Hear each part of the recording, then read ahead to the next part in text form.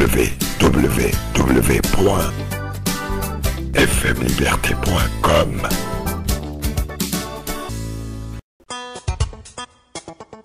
FM Liberté chez vous, là où vous êtes.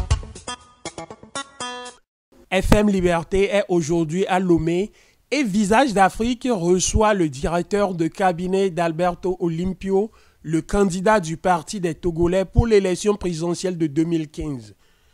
Monsieur Nathanaël, j'aimerais vous poser une question un peu personnelle. Alberto et vous-même portez un patronyme lourd de mémoire pour les Togolais. Votre oncle Sylvanus Olympio est le père de l'indépendance du Togo et votre cousin Gilles Christ, opposant historique au régime des Gnassingbé. Est-ce que vous pensez que les Togolais sont prêts à un énième Olympio sur la scène politique? Monsieur Davant, si vous permettez, Sylvanus Olympio était un grand-oncle. Et Gilles Christ Olympio, son fils, est un oncle. Et le nom, je ne sais pas, vous dites un nom lourd de mémoire. Je ne sais pas quelle connotation vous donnez au sens lourd dans ce contexte, mais je peux vous dire que le nom que vous portez, nous avons un profond de la notion de famille. Et je sais que si cette question revient de temps en temps, je ne suis pas certain que le père de l'indépendance puisse aujourd'hui, un homme de légende d'ailleurs, puisse aujourd'hui être heureux que l'on cherche à opposer sa politique à celle de son fils. Je ne pense pas que ce soit ça la question. Ce n'est pas cela qui nous fait faire la politique. Alberto a aujourd'hui 48 ans. Il n'a jamais fait de politique active. Rien ne le poussait particulièrement, si ce n'est la mauvaise gestion du pays. Et il est venu, il n'a pas adhéré à un parti existant. Il est porteur d'une nouvelle vision. Vous savez, ce n'est pas le nom qui fait la politique, c'est la vision qui fait la politique. La politique n'est pas une question de patronyme. La politique n'est pas une question d'ethnie. La politique, c'est une question de vision, d'un homme face à un peuple. Et je peux vous rappeler que l'histoire de notre pays nous a démontré que dans les années de lutte d'indépendance, c'est vrai qu'aujourd'hui tout le monde connaît Sylvanus Olympio, mais beaucoup ignorent qu'à l'époque, Sylvanus Olympio avait un opposant d'État qui s'appelait Dr Pedro Olympio. C'était cousin germain. Et pourtant, il s'opposait dans la politique, tout en mangeant dans la même assiette le soir. Oui, Alberto s'appelle Olympio. Oui, Alberto vient avec une nouvelle vision. Oui, Alberto veut faire une politique différente. Il veut faire une politique de bon sens. Une politique où il ne se met pas dans les tribunes pour insulter quelqu'un. Une politique où il ne porte pas atteinte à l'honneur de quelqu'un. Une politique où il ne porte pas atteinte à la dignité de quelqu'un. Il veut faire une politique propre, une politique du respect des autres, mais une politique ferme, une politique qui veut une alternance maîtrisée, une politique qui veut que chaque Togolais puisse avoir un toit, chaque Togolais puisse se faire soigner dans la dignité. Certaines maladies courantes doivent faire l'objet de subventions, de prise en charge par l'État.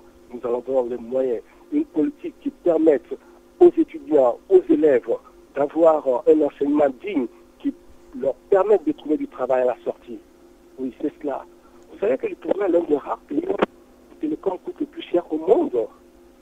Je prends le Sénégal à côté, un pays de notre sous-région, de notre communauté UMOA. Au Sénégal, les étudiants suivent des cours assis dans leur amphi et le prof se trouve à New York. Ils le suivent par visioconférence.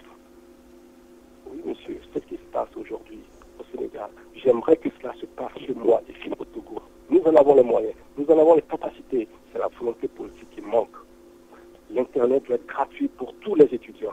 C'est ce que préconise la politique d'Alberto Olympio. L'Internet doit être accessible dans les écoles pour permettre à nos étudiants d'être au-delà de nos frontières. Tout cela est aujourd'hui possible. Maintenant, on nous offre un service de télécommunication de manière Olympio n'a rien à voir avec le patronyme que de vouloir changer cela. Et puis, un dernier point. Dans certains pays, cette notion de patronyme a conduit à des catastrophes. Aujourd'hui, on dit, vous vous appelez Olympio, pourquoi vous voulez faire de la politique? Demain, vous allez dire, mais celui-ci s'appelle Kofi, ou celui-là, il s'appelle, je sais quel prénom, il n'a pas le droit de faire la politique, quel nom, il n'a pas le droit de faire la politique. C'est une démarche extrêmement dangereuse, même si je comprends le sens de votre question. À travers son engagement et sa vision, duquel des Olympios Alberto se sent le plus proche? Du père de l'indépendance ou de l'opposant historique? Eh bien, Dr Alberto Olympio est proche des Togolais. Parce que c'est pour les Togolais qu'il veut changer les choses. C'est pour les Togolais qu'il veut redonner une dignité. Il n'est pas venu réclamer un héritage quelconque. Jamais vous n'avez entendu dire, oui, parce que je suis tel, je m'appelle tel. Non, monsieur. Alberto est venu. Il a dit au peuple togolais, je m'appelle Alberto Olympio, je suis né au Togo, j'ai fait mes études primaires au Togo, j'ai fréquenté dans le village d'Al-Héridé, dans le presque nord du Togo, j'ai fait mes études à l'extérieur, et bien je suis revenu pour mettre mes compétences. Ce que le Togo m'a donné, je viens le redonner au peuple togolais. Il a dit aux Togolais, donnez-moi votre confiance, je m'en rendrai digne. Il est proche des Togolais, c'est pour cela qu'il a écrit son livre, je prends la partie des Togolais. C'est cela qui importe.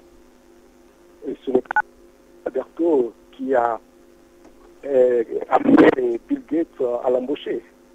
Ce n'est pas le patronyme d'Alberto qui l'a aidé à avoir une certaine réussite dans sa carrière professionnelle. C'est son travail, c'est son engagement, c'est sa compétence. Et c'est cela qu'il veut mettre au service du peuple togolais. Il a écrit son livre, je prends le parti des Togolais.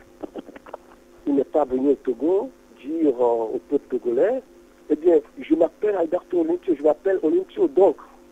Non, monsieur, il ne revendique aucun héritage. Il ne revendique aucun héritage politique. Il vient avec une nouvelle vision, avec une nouvelle façon de faire la politique. Et l'année dernière, 40% d'entre nous ne sont pas allés voter. Pourquoi? Parce qu'ils ont perdu espoir. Eh bien, Alberto revient donner un nouvel espoir. www.fmliberté.com